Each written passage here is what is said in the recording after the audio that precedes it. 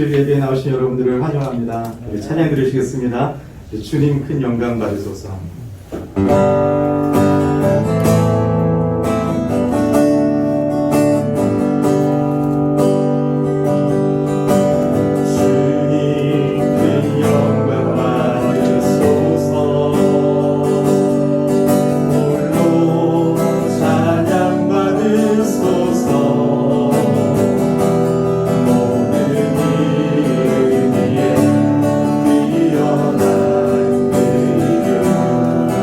온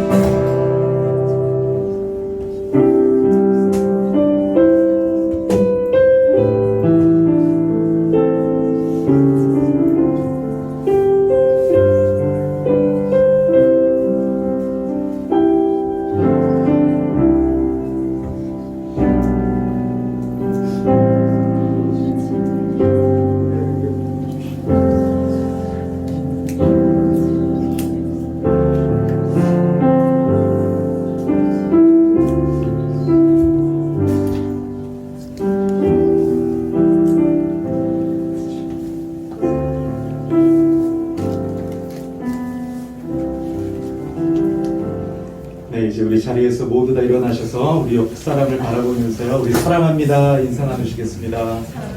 사랑합니다. 잘 오셨습니다. 찬송 38장입니다.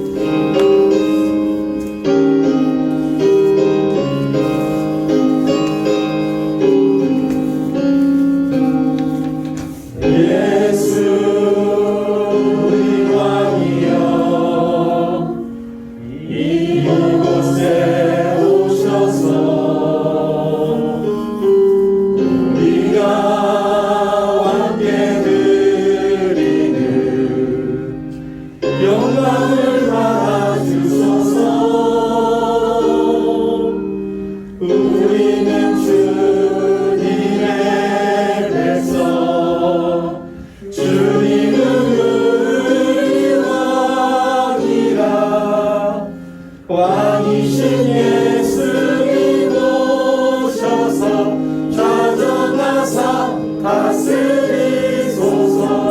예수 우리 주시오. 예수 우리 주시오.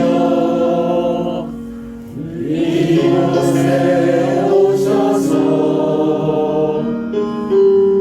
우리가 주께 찬양을 받아주소서. 우리는 주님의 종들, 주님은 우리 주시라. 주 대신 예수님 오셔서 이 찬양을 받아주소서.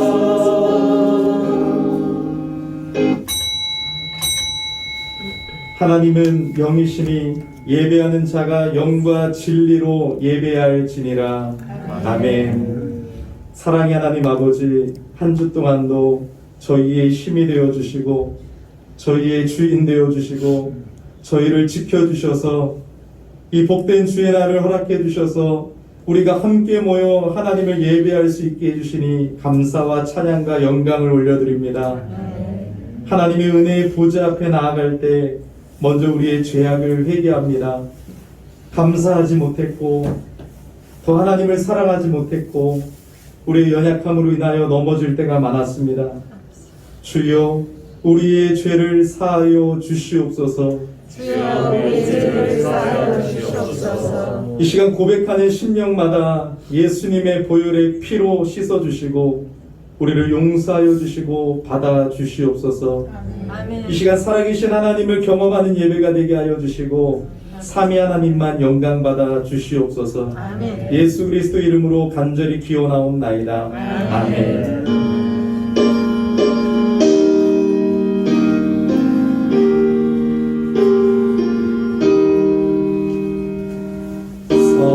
성성자와 성령 영원히 영광 받으소서. 애초로 지금까지 또 미리 영원 무궁 성삼위께 영광. 여기 교동문은 11번이 되겠습니다. 찬송가 뒤에도 있고요. 우리 앞에도 나와 있습니다. 성시교독 11번 제가 먼저 읽겠습니다. 여호와여 의의 호소를 들으소서. 나의 울부짖음에 주의하소서. 그들이 아니한 입술에서 나오는 나의 기도에 귀를 기울이소서. 주께서 나를 판단하시며 주의 눈으로 공평함을 살피소서. 주께서 내 마음을 시험하시고 밤에 내게 오셔서 나를 감찰하셨사. 흠을 찾지 못하셨사오니 내가 결심으로 입으로 범죄하지 아니하리이다. 사랑의 행사로 원하면 나는 주의 입술의 말씀을 따라 스스로 삼가서 포악한 자의 길을 가지 아니하였사오며 나의 걸음이 주의 길을 굳게 지키고 실족하지 아니하였나이다. 하나님이여 내게 응답하시겠으므로 내가 불렀사오니 내게 귀를 기울여 내 말을 들으소서. 주께 피하는 자들을 그 일어나 치는 자들에게서 오른손으로 구원하시는 주여, 주의 기이한 사랑을 나타내소서. 아멘. 전능하사 천지를 만드신 하나님 아버지를 내가 믿사오며 그 외아들 우리 주 예수 그리스도를 믿사오니 이는 성령으로 잉태하사 동정녀 마리아에게 나시고 본요 빌라도에게 고난을 받으사 십자가에 못 박혀 죽으시고 장사한 지 사흘 만에 죽은 자 가운데에서 다시 살아나시며 하늘에 오르사 전능하신 하나님 우편에 앉아 계시다가 저리로서 산자와 죽은 자를 심판하고 오시리라. 성령을 믿사오며 거룩한 공예와 성도가 서로 교통하는 것과 죄를 사하여 주시는 것과 몸이 다시 사는 것과 영원히 사는 것을 믿사옵나이다. 아멘. 네, 자리에 앉아주시기 바랍니다. 찬송 484장 하나님께 올려드리겠습니다.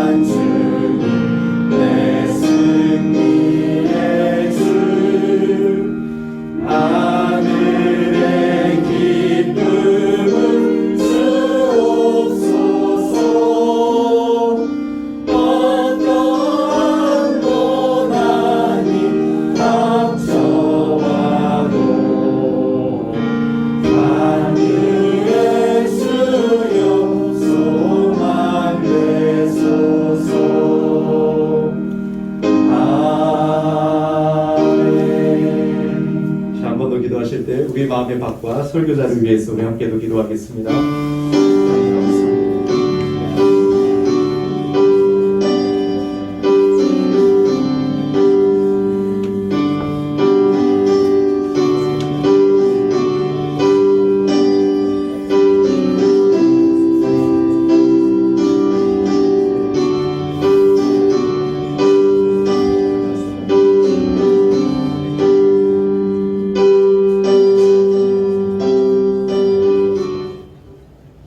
다 같이 기도드리겠습니다.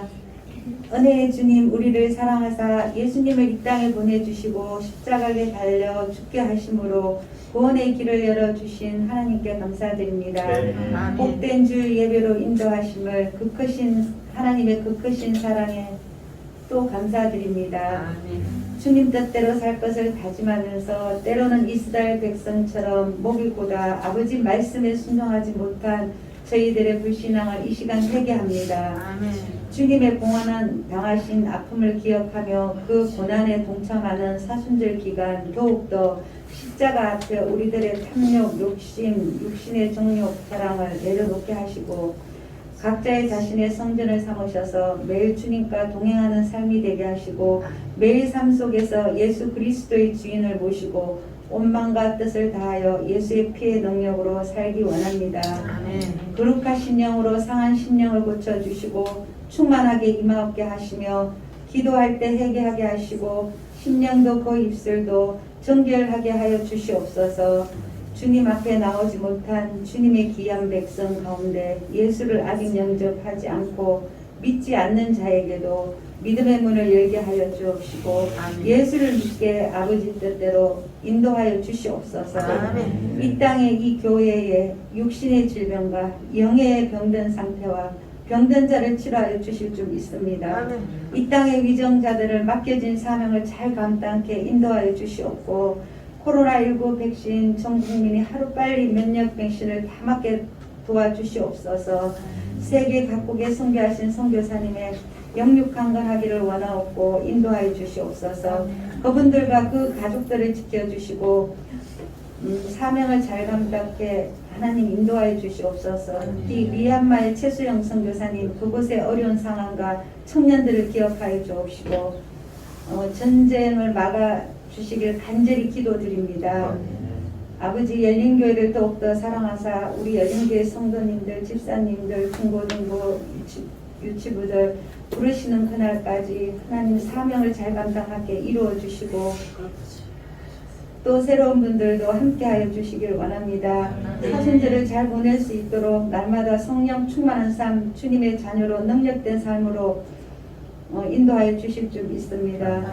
단위에 세우신 사랑하는 목사님, 성령 영권을 강력하게 역사해 주시옵고 듣는 우리에게도 말씀을 온전히 마음밭에 옥토가 되어서 열매 맺는 삶이 되게 살아가신 예수님 이름으로 기도드립니다. 아멘. 네, 감사합니다. 이제 하나님 말씀 보겠는데요. 신약 성경 갈라디아서 1장 6절에서 10절 말씀입니다. 갈라디아서 1장 6절에서 10절 말씀.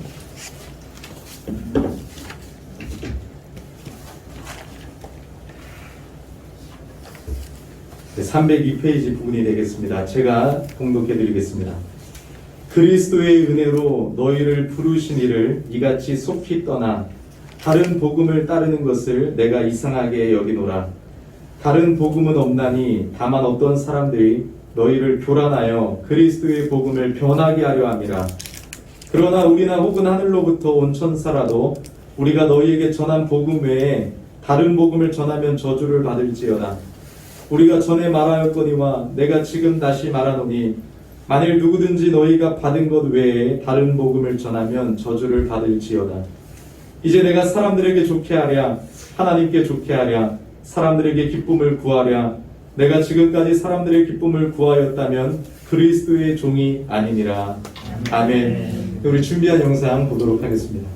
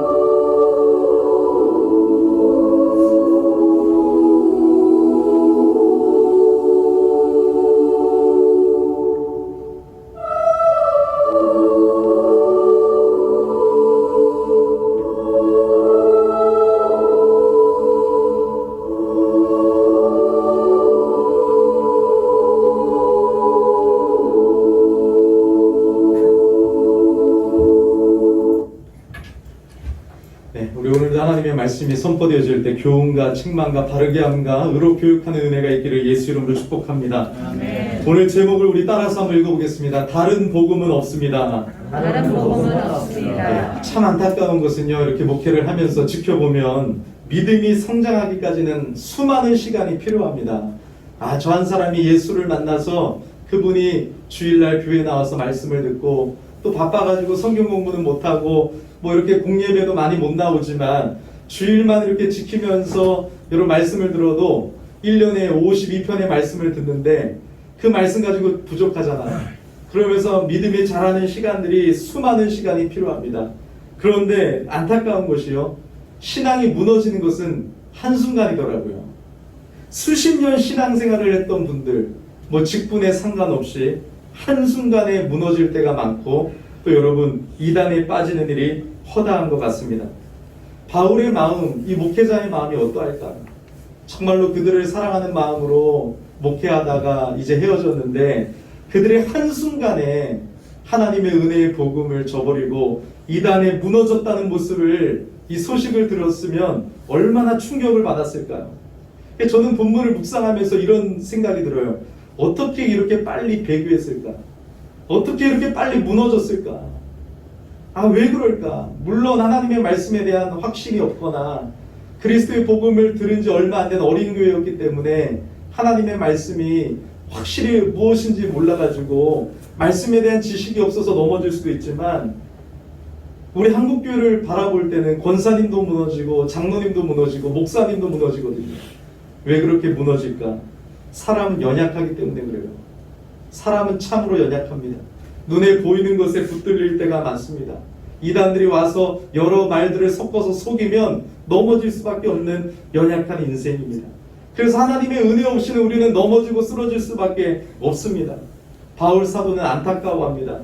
그래서 이 갈라디아서 서두를 간략하게 끝내면서 놀라움과 분노를 표시합니다.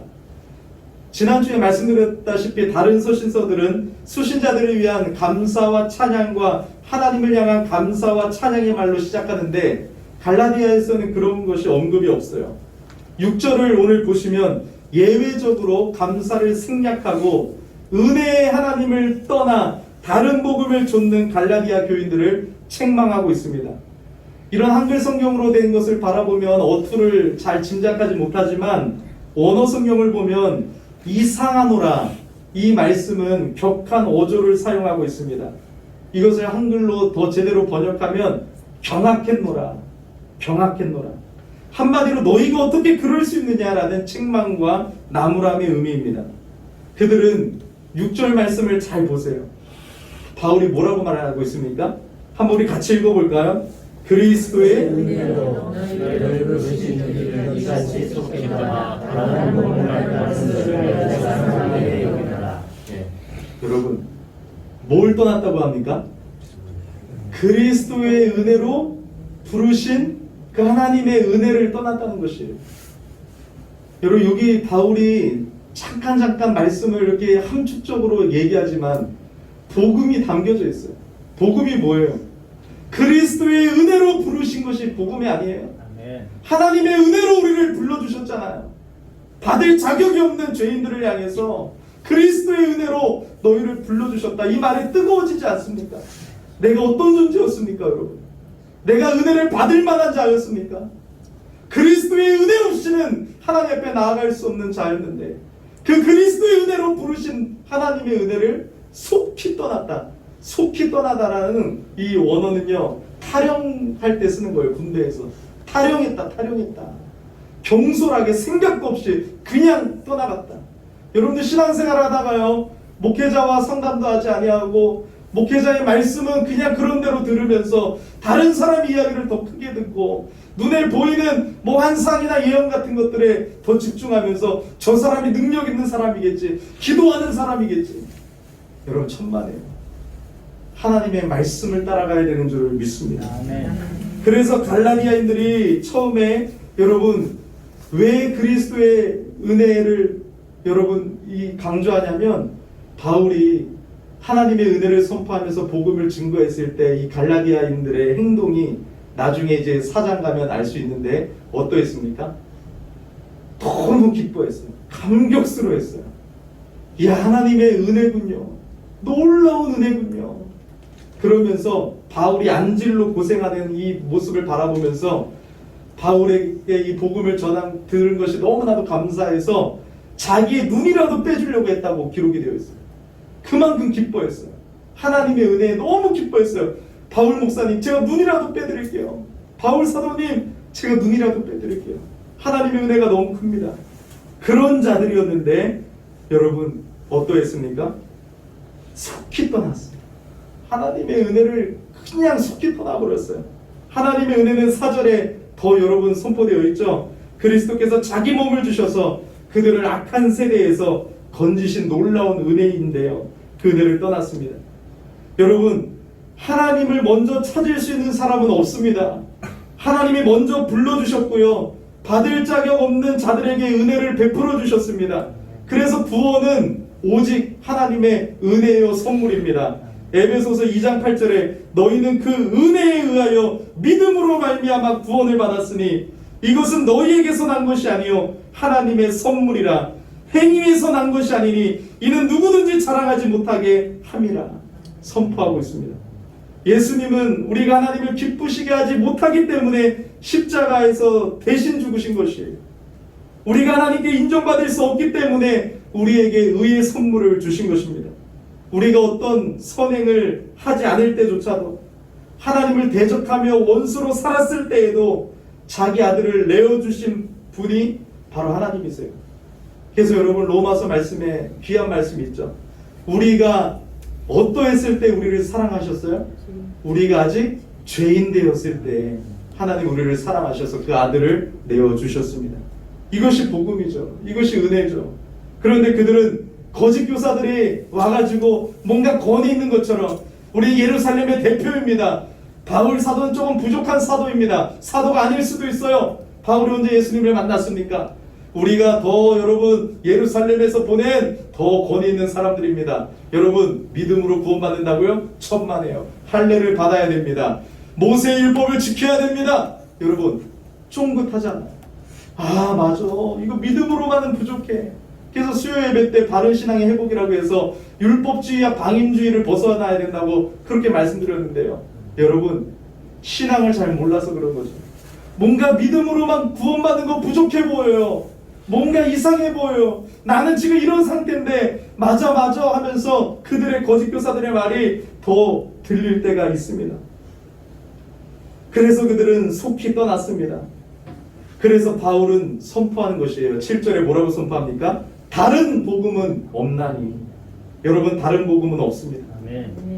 이 말은 다른 복음이 있다는 것이 아니에요. 다른 복음이라는 것 자체가 없다는 거예요. 복음을 갖다 붙이지 말라는 거예요. 이런 복음, 유사한 복음, 바울의 복음, 여러분 베드로의 복음, 이런 복음이 아니라는 거예요. 복음은 여러분 예수 그리스도의 복음밖에 없어요. 예수 그리스도의 복음은 변하지 않는 진리예요. 왜요? 하나님께로부터 왔기 때문에. 절대적입니다. 유일합니다. 그래서 복음은요, 시대와 상황에 따라 변하지 않아요. 시대와 상황에 따라 변한다면 그 진리가 아니죠. 갈라디아 학교에 들어온 거짓 교사들은 이단일 뿐입니다. 그들이 복음이라고 전한 것은 복음이 아니고 성도들을 교란시켰다고 말하고 있어요. 두려움을 주고 여러분 어지럽혔다는 것이에요. 복음을 변하게 했다고 여러분 바울은 말하고 있어요. 복음을 물을 타서 희석시키면서 복음을 변질되게 만든 거예요.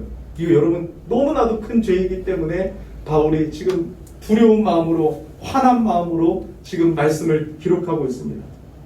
여러분, 이단이라는 뜻도 뭐예요, 여러분? 다를 이 끝단이잖아요. 끝이 다르다는 거예요. 끝이 다르다. 그래서 여러분, 이 거짓 교사들은 처음에 다 예수님을 인정해요. 맞아, 믿음으로 구원받아. 맞아, 은혜로 구원받아. 근데 끝이 다른 거예요. 할례를 받아야 되고 모세의 율법을 지켜야지 구원받는다. 여러분, 이게 어떻게 보면 작은 것 같죠? 아니에요, 여러분. 왜요? 하나님이 주신 진리를 부정하고 있기 때문에. 하나님의 구원의 방법을 이렇게 주셨는데 이들은 그것을 변질시켰기 때문에 너무나도 악한 행위인 것입니다. 예수님을 말하지만 예수님 한 분만으로 충분하지 않고, 은혜를 말하지만 아들을 십자가에 내어주신 하나님의 은혜로는 충분하지 않으며, 믿음을 말하지만 예수님만 믿는 것으로는 부족하다고 말하는 것이 다른 복음입니다. 그래서 여러분, 예수님만으로 충분하지 않은 것 같아서 염려하고 다른 길을 찾지 마시기를 바랍니다. 문제는 여러분, 갈라디아 성도들은 다른 복음을 따라갔다는 것입니다. 이게 이단들의 무서운 점이에요. 이단은요, 여러분, 우리에게 와서 말도 안 되는 얘기를 하지 않아요. 우리에게 와서 절대로 받아들이기 어려운 이야기를 꺼내지 않습니다. 어떻게 보면 이 거짓 교사 이단들의 이야기가 더 합리적으로 들립니다. 신앙생활에 더 유익을 주는 것처럼 들립니다. 들어보면 매력이 있습니다. 더 진짜처럼 느껴집니다. 이 시대 풍조와 잘 맞아떨어지는 것 같아요. 이 시대는요, 새로운 것을 자꾸 추구하잖아요. 갈라디아 교회에 들어온 이단들은 여러분, 계속해서 구원은 오직 믿음으로 은혜로 받는 것이 아니다, 행위를 집어넣었습니다. 할례를 받아야 된다, 모세의 율법을 다 지켜야 된다, 미혹했습니다. 그리고 여러분, 그들이 행하는 것을 보면 어떻게 보면 더 신비로운 것 같아요.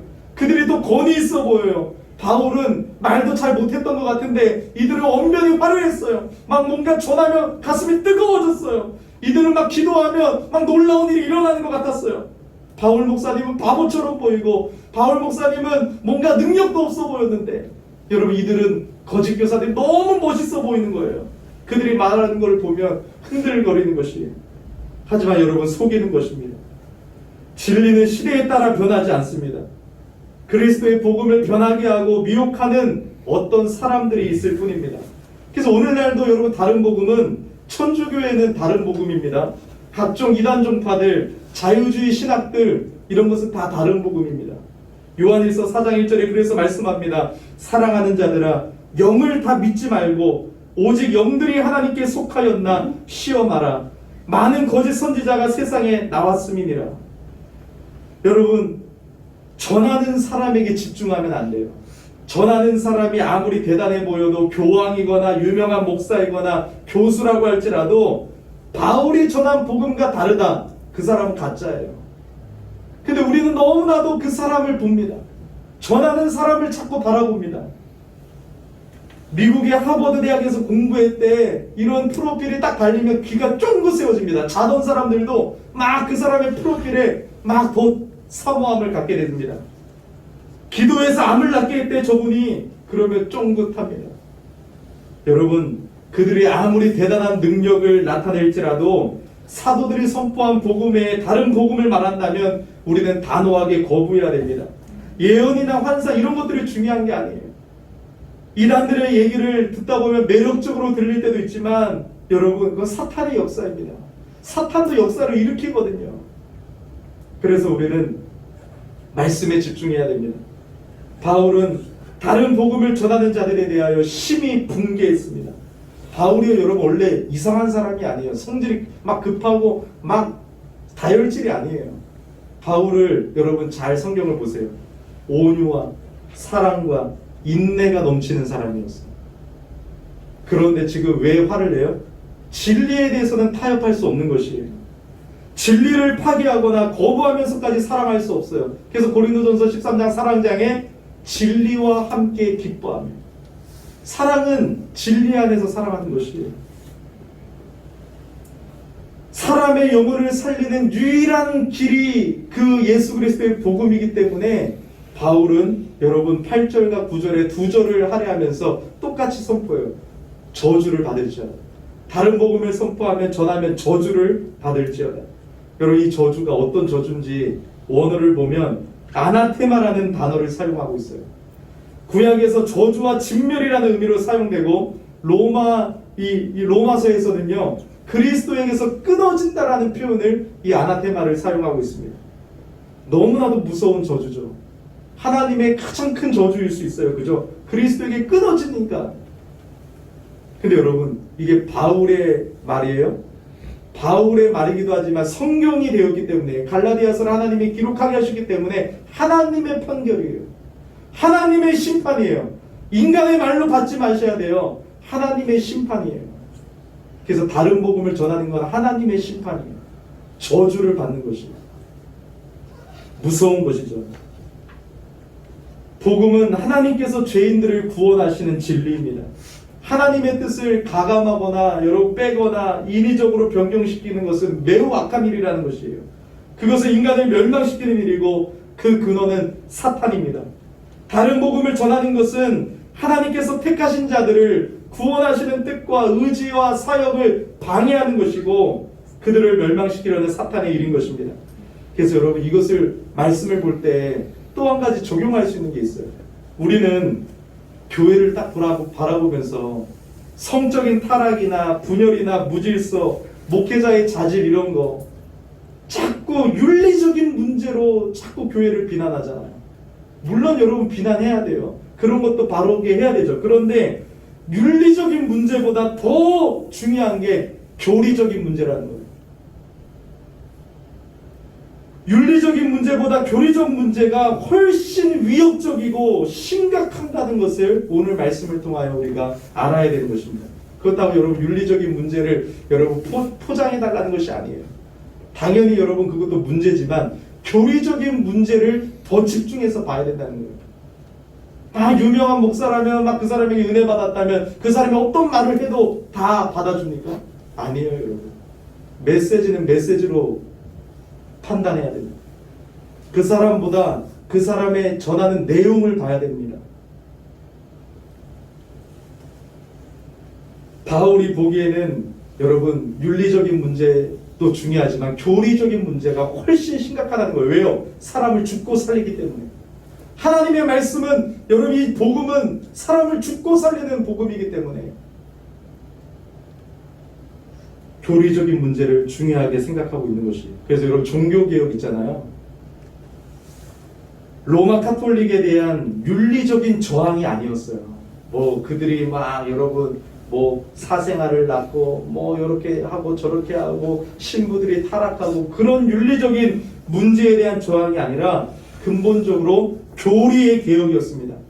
로마 카톨릭은 사람이 하나님께 받아들여지기 위해서는 예수 그리스도를 믿는 믿음에 더하여 인간의 행위와 성인들의 공로가 필요하다고 생각했고 이것은 곧 갈라디아서에 나타난 복음을 멸시하는 일임을 깨닫게 되자 마틴 루터와 수많은 하나님의 사람들을 통해서 교리, 말씀 개혁 운동이었어요. 말씀으로 돌아가자. 그래서 사도 바울은 거짓 선생들을 향해서 심지어 사도라고 할지라도 하늘에서 온 천사라고 할지라도 다른 복음을 전하면 저주를 받아야 된다고 자기도 포함시키고 있는 거예요. 자기도. 나도 다른 복음을 전한다면 저주를 받아야 된다. 하늘에서 온 천사라도 여러분 다른 복음을 전하면 저주를 받아야 된다. 그래서 이단들은 하늘에서 온 천사 같은 모습이 있을 수도 있어요.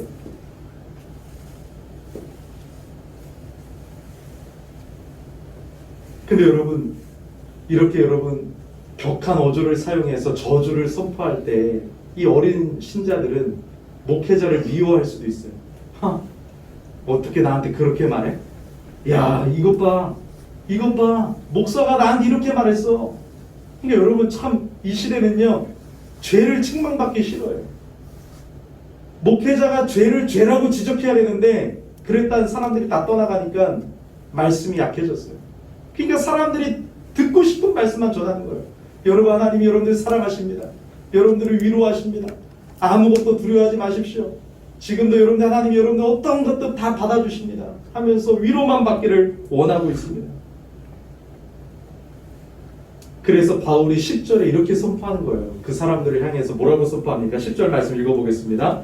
이제 사람들에게 주께하라. 하나님께 주께하라. 사람들에게 기쁨을 구하라. 내가 지금까지 사람들에게 기쁨을 구하여 나는 그리스도의 종이 아니라. 내가 사람들에게 인정받고 싶어하고 그것 때문에 목회하고 내가 사람들에게 인기를 추구했다면 난 그리스도의 종이 아니다. 난 그것 때문에 목회하지 않는다. 너희들을 진짜 사랑하기 때문에 내가 하나님께 좋게 하랴 사람들에게 좋게 하랴. 내가 너희들의 인정과 사랑을 받으려고 하는 것이 아니라 나 하나님의 종이기 때문에 그렇게 말씀을 전한다라고 선포하는 것이에요. 여러분 이 거짓 교사들이 또 뭐라고 했을 것 같아요. 이 10절 말씀을 통해서 보면 아마 이렇게 말했을 거예요. 바울 사도가 너네한테 그렇게 말했지 오직 은혜로 구원받고 오직 믿음으로만 구원받는다고, 그거 좀 부족한 사도이기 때문에 인기몰이 하려고 그런 거야. 인기몰이 하려고. 그러니까 사도 바울의 말을 들으면 안 돼. 인기몰이 하려고. 그런 소식들이 들렸을 때 바울이 뭐라고 고백한 거예요? 내가 사람들에게 좋게 하려. 천만의 말씀이다. 난 그리스도의 종이다. 다른 복음을 전하면 저주를 받아야 된다. 그래서 여러분, 우리는 오늘 이 말씀을 통해서 어떻게 살아야 될까요? 이제 말씀으로 만족하지 못하는 삶을 청산해야 돼요. 자꾸 말씀은 읽지 않고, 말씀은 받지 않고, 말씀은 배우려고 하지 아니하고 다른 데 자꾸 기웃거리면 안 되는 것이에요.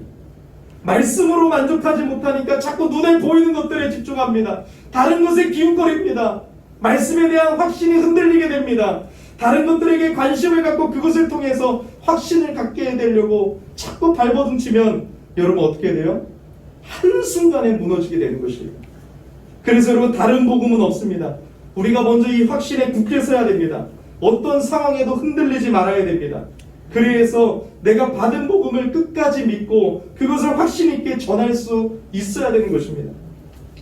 우리가 하나님의 말씀인 성경을 모르고 복음을 모르고 만족하지 못하는 삶을 살아가면 한순간에 무너진다는 것을 여러분들 기억해야 됩니다. 여러분, 갈라디아 교회의 배경인 이 갈라디아 교회의 이 편지가 쓰여질 때는 AD 50년경이었어요. AD 50년경. 그때는 어떤 문화가 있었냐면 순회 교사들이 있었어요. 순회 교사들. 돌아다니면서 가르치는 선생들이었어요. 근데 여러분, 이 사람들은 밥벌이를 걸어가다가 사람들을 많이 모여야지 돈을 많이 받을 수가 있어요. 그 이 거짓 순회사들, 이 돌아다니면서 뭔가를 가르치는 선생들은 뭘 더 중요하게 여겼을까요? 메시지는 필요 없는 거예요. 왜요? 메시지 뭐 바른 거 전해봤자 뭐예요? 사람들이 안 모이는데. 사람들을 어떻게 모일까 연구한 거예요. 그러니까 뭐가 발달해요? 수사학.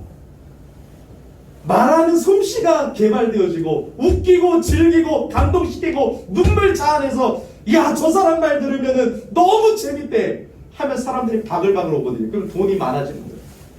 이런 문화 속에 있어요. 이런 문화 속에. 그럼 여러분, 오늘날도 목회자들 마찬가지예요. 어떻게든 목회를 하는데 여러분, 사람들만 모으려고 해요. 그러니까 메시지는 필요 없는 거예요. 한국교회 강단이 여러분 완전히 성경과는 다른 거게 된 거예요. 여러분도 어떤 말씀의 은혜를 받습니까 도대체? 여러분, 어떻게 그리스도의 말씀을 통해서 은혜를 받아야 되는데 어떻게 여러분, 큰 교회 목사님들 이름만 난 사람들, 뭐 그들이 다 잘못된 건 아니지만 어떤 거에 이 은혜를 받습니까? 그 사람의 학력이나 외모나 그 사람의 여러분 다른 어떤 거에 은혜를 받으면 안 된다는 것이죠. 그래서 목회자들은 성도들의 눈치를 바라보면서 죄를 지적하지 않고 성경을 가르치지 아니하고 여러분 어떻게든 사람을 모으기 위해서 다른 방법만 연구하다 보니까 강단이 약해지고 말씀이 약해지고 여러분 한국교회는 타락하게 된 것이에요.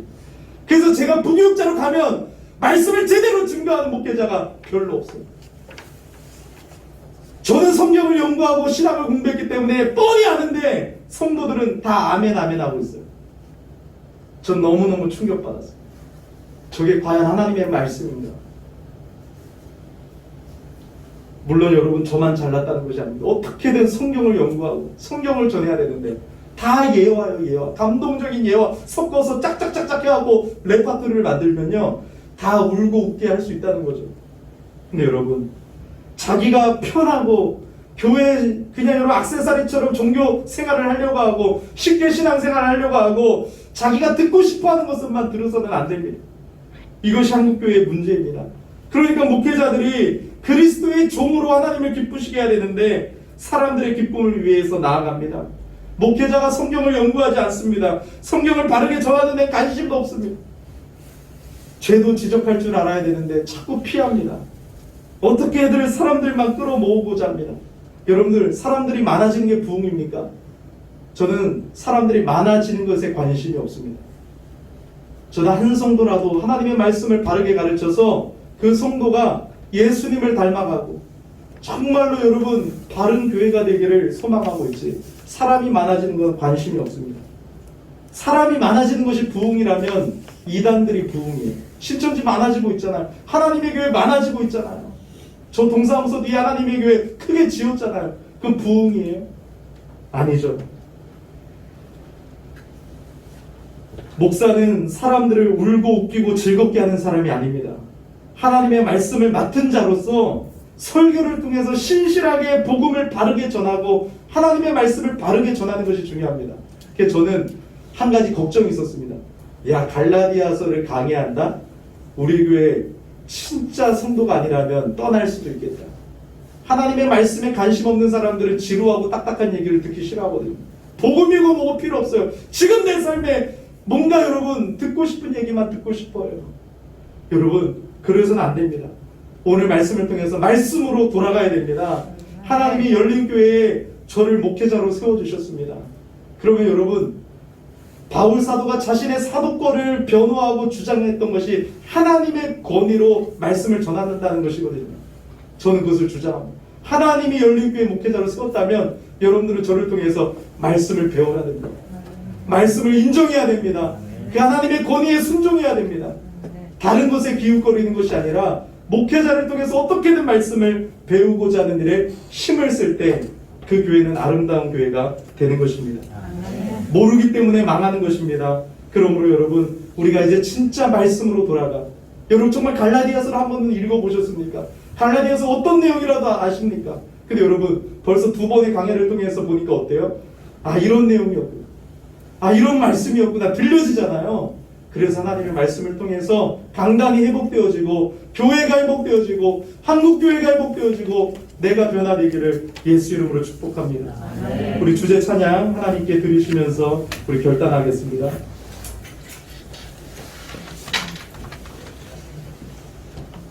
우리 하나님의 그 선한 힘이 우리를 감싸 주시옵소서. 믿음으로 일어나는 일을 기대합니다. 하나님 우리에게 치유와 회복과 부흥의 표를 주셨습니다. 그 은혜가 임하게 하여 주시고 말씀으로 부흥되게 하여 주옵소서. 그 선한 힘에 우리 감사하며 그 놀라운 평안을 누리며 그 놀라운 평안을 누리며 우리 함께 공동체입니다. 나 그대들과 함께 나 그대들과 한 해를 여는 나 그대들과 한 해를 여는 지나간 허물 어둠의 날들이 무겁게 내 영혼 짓눌러도 오 주여 우리 내면시 마시고 약속의 구원을 이루소서. 아멘. 그 선한 힘이 우리 감싸시니 믿음으로 영원히 기대하네. 주 언제나 우리와 함께 계셔. 하루도 하루가 우리 말씀 붙잡고 우리 함께 기도하겠습니다. 하나님 말씀으로 돌아가게 하여 주시옵소서. 말씀에 부흥이 임하게 하여 주시옵소서라고 우리 함께 기도하겠습니다. 살아계신 하나님 은혜를 감사합니다. 진정한 하나님의 말씀에 부흥이 있기를 원합니다. 우리가 다른 것을 붙잡을 것이 아니라 하나님의 주신 그 말씀 복음, 그 복음으로 우리가 돌아가게 하여 주시옵소서. 복음에 근거한 신앙생활이 되게 하여 주시옵소서. 우리의 잘못된 신앙생활이 아니라 내 안에서 나오는 것이 아니라 다른 사람들의 말이 아니라 말씀에 근거한 신앙생활, 하나님의 말씀 따라가는 삶, 말씀에 붙잡힌 삶, 하나님 그 복음의 능력을 경험하며 복음을 증거하는 삶, 그런 삶이 되기를 원합니다.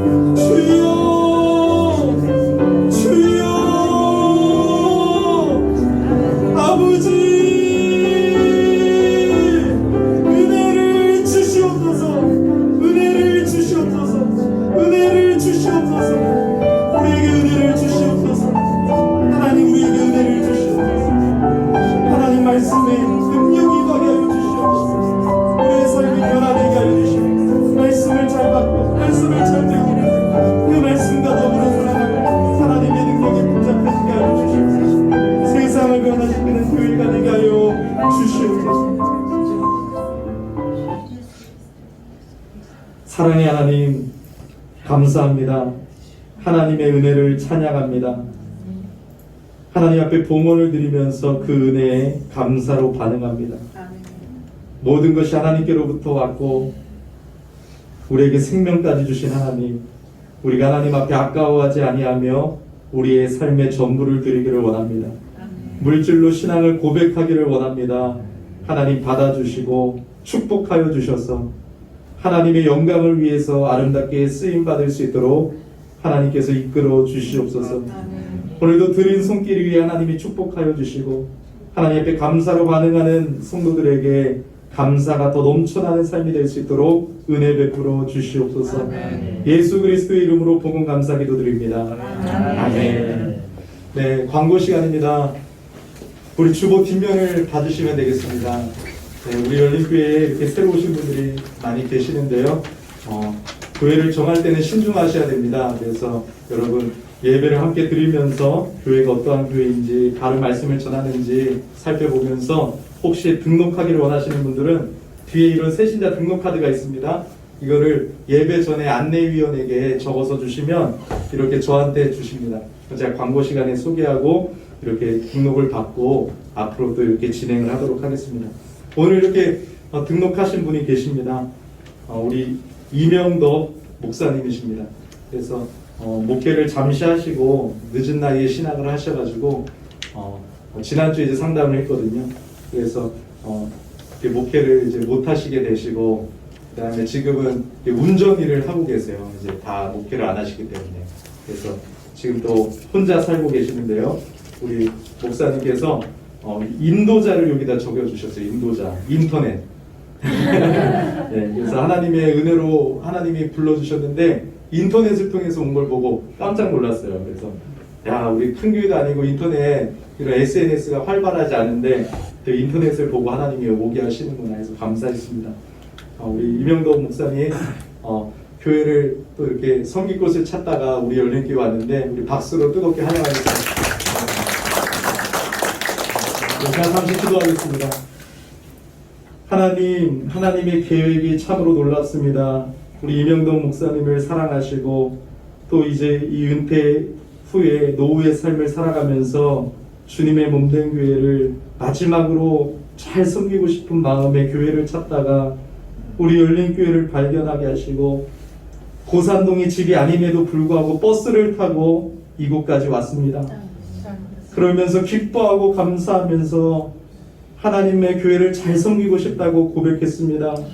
하나님 이 고백 위에 이 마음 위에 이 등록 위에 하나님이 역사하여 주시고 은혜를 베풀어 주셔서 우리 열린교회에서 함께 신앙생활할 때 하나님 은혜로 모든 것이 회복되어지게 하여 주시고 늘 기쁨이 넘쳐나게 하여 주시고 우리 모두가 함께 예수 안에서 가족으로서 함께 사랑하며 붙잡아주며 세워주며 나아갈 수 있도록 하나님 도와주시옵소서. 우리 목사님의 삶에 하나님이 책임져 주실 줄 믿습니다. 이제 하나님 앞으로 함께 신앙생활하게 될 텐데 어떤 어려움 속에서도 흔들리지 아니하며 우리 목사님이 하나님을 향하여 교회를 향하여 나아갈 수 있게 하여 주시옵소서. 예수 그리스도의 이름으로 기도하옵나이다. 아멘. 다시 한번 박수로 환영하겠습니다. 네. 다음 주는 이제 종료주일입니다. 이제 고난주간도 시작되는데요. 특별한 이렇게 특세 이런 걸 제가 싫어합니다. 특세 특별한 이런 것들을 싫어하고 하던 대로 해야 돼요. 그래서 합동측이나 우리 장로교는 사순절 이런 거 별로 안 좋아해요. 사순절은 천주교에서 미신으로부터 온 여러분 이런 행사가 있기 때문에 사실 칼빈이나 종교개혁자들도 이 사순절을 지키지 말자고 했습니다. 그래서 특별히 제가 강조하진 않습니다. 매일 하던 대로 하나님과 동행하며 더 하나님을 사모하는 시간 되기를 예수 이름으로 축복합니다. 네. 부활절에 우리 유아 세례식도 있습니다. 기도해 주시고요. 재직 세미나가 다음 주에 이제 목사님 초대해가지고 촬영을 할 텐데요. 여러분 현장에서도 가능하고 또 여러분 그것을 편집해서 여러분들에게 보내드리면 그것을 일주일 동안 시간 많죠? 일주일 동안 1시간 정도 되는 분량이니까 언제든지 들으시고 소감문 한 5줄 정도가 좋지 않을까 그렇게 해주시면 되겠습니다. 예배의 새로운 부분이 변화된 게 있습니다. 우리 이제 수요 예배 때는 예배 끝나고 잠깐 기도하고 이제 돌아가셨는데 예배 후에 찬양 기도회를 이어서 하려고 합니다. 그래서 제가 찬양하면서 기도 제목을 같이 나눠서 기도하고 그 다음에 개인 기도 시간을 드릴 거예요. 그러면 직장인들이 좀 많이 힘들어할 텐데 합심 기도까지 짧게 같이 하고 개인 기도할 때 돌아가시면 돼요. 그래서 저희가 8시 35분이면 원래 예배가 다 끝나는데 9시 뭐 반 안에 다 끝나지 않을까. 네, 그렇게 여러분들 기억해 주시고 함께 기도하기를 소망합니다. 네, 대청소를 원래 이렇게 27일 날 하려고 했었는데요. 우리 여러 가지 지금 나라가 안정이 안 되고 코로나로 인해서 소모임 같은 걸 하면 위험한 상황입니다. 그래서 청소도 그렇게 할 게 없고 제가 매일 또 청소하고 있고 또 소모임을 하다가 또 잘못되면 큰일 나잖아요. 그래서 일단 소모임을 금지하고 코로나가 잠잠해지면 여러분들에게 광고하도록 하겠습니다. 네, 우리 선교사님들 위해서 기도 많이 부탁드립니다. 저기 선교사 소신가에 제가 만들어서 편지를 붙여놨는데 여러분들 읽어보시고 기도해 주시면 감사하겠습니다. 네, 뭐 또 다른 광고 있으십니까? 네, 없으시죠? 네, 네, 한번 옆 사람 바라보면서 우리 또 그냥 또 예배 끝나자마자 돌아가는데 우리 좀 축복하는 시간 갖도록 하겠습니다. 우리 사랑합니다로 축복하겠습니다. 네, 사랑합니다. 네, 이제 자리 일어나셔서 그런 마음으로 축복할까요? 우리 여호와는 너의 이름.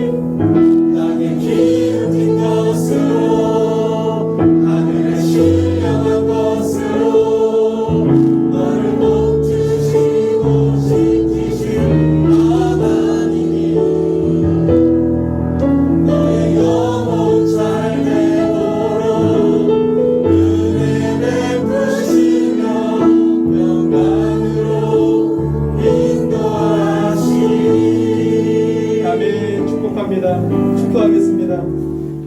이제는 우리 주 예수 그리스도의 은혜와 성부 하나님의 크신 사랑과 성령 하나님의 함께하심이 오늘 주일 예배를 드리며 말씀으로 돌아가 주님만을 따르기를 원하는 모든 성도님들 위해 이제로부터 영원토록 함께 있을지어다. 아멘.